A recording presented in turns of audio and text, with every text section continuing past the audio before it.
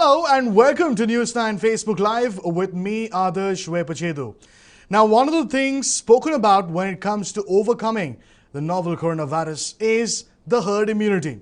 While herd immunity may not be a practical way to defeat the virus, given the deaths that come with it, Japan's capital Tokyo has proved, at least has almost proved otherwise.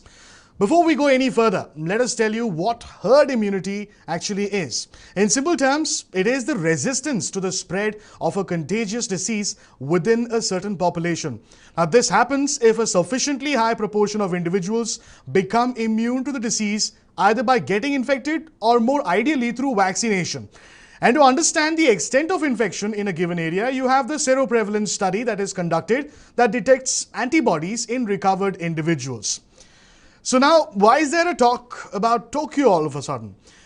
Well, a new study by the Japanese researchers suggested that the seroprevalence for coronavirus rose to almost 50% in Tokyo. Coupled with that is a fall in the number of cases of coronavirus and also deaths. Based on these two factors, the researchers are of the strong feeling that Tokyo may have developed herd immunity against COVID-19. But is that enough? What next for the citizens of Tokyo? Are they immune to the virus once and for all? And more importantly, do they need a vaccine? And where does India stand when it comes to the herd immunity? To answer some of these very pertinent questions, we have infectious diseases expert Dr. Pratik Patil joining us on the phone line. Many thanks, Doctor, for speaking to us. What do you feel about what researchers in Tokyo are saying? Doesn't it need about 70% population, if I'm not mistaken, that needs to get infected for herd immunity to eventually kick in? And also, what explains the low number of deaths in Tokyo, despite the sero survey data indicating that about 50% of the population in Tokyo have developed antibodies? Right. So you're right in saying that you need approximately 70% of the population having seroprevalence positivity, so that if the herd immunity to the rest 30% or rest of the population is not immune till that point. However, even if 50% can give you good protection, because you are having equal number of people who are non-immune. Still, you are breaking the chain at some point. So what herd immunity exactly means is, when you have, let's say, 50% or 70% who are positive, Okay. the virus gets in contact with them, they are not going to spread it to the next person. So the chain of transmission gets stopped there. So they will not be, again, the carriers or spreaders of the disease or the virus in the question. So that's how it helps.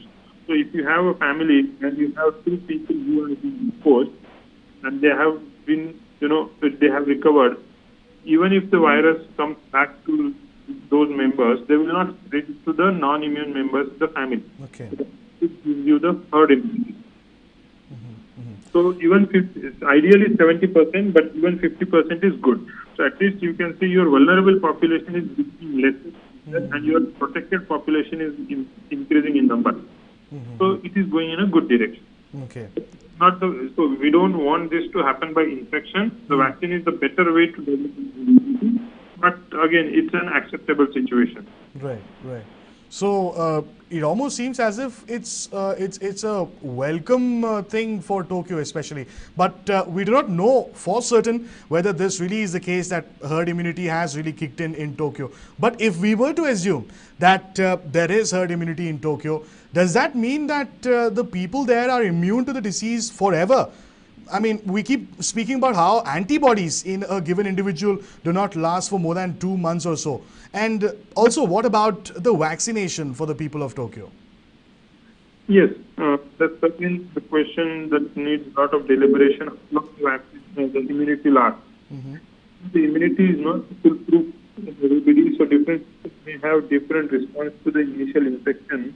And some people may have the vaccine the antibodies for a long time. Some people may not have. And that also depends upon what kind of infection they had or what kind of exposure they had. Okay. There are so many variables in this. Okay. And so far, on an average, 2 to 3 months.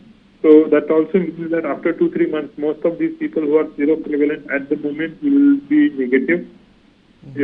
if that is true, and then it will again make us vulnerable or make that population vulnerable for the COVID infection again. But this has not been reported so far.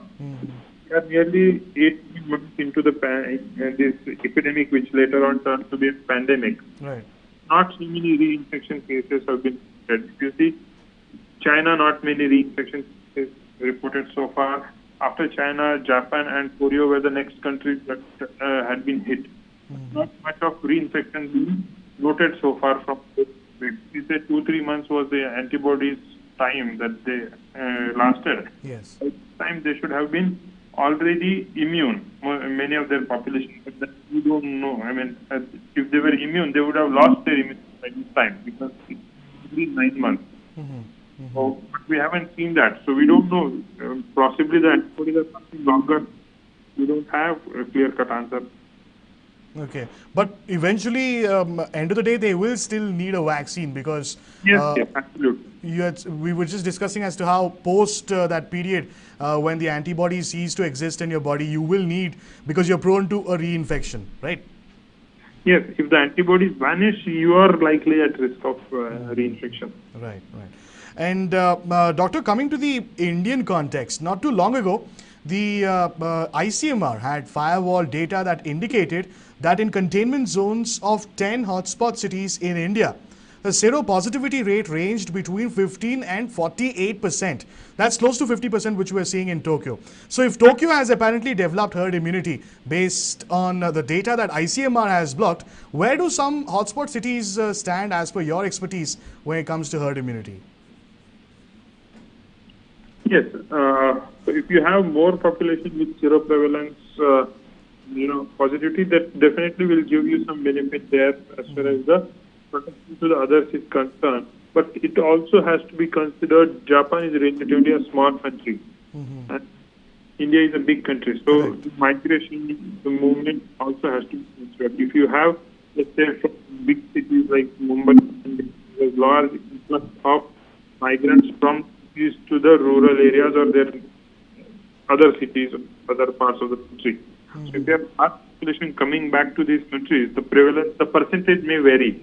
And same ways, people susceptible increase.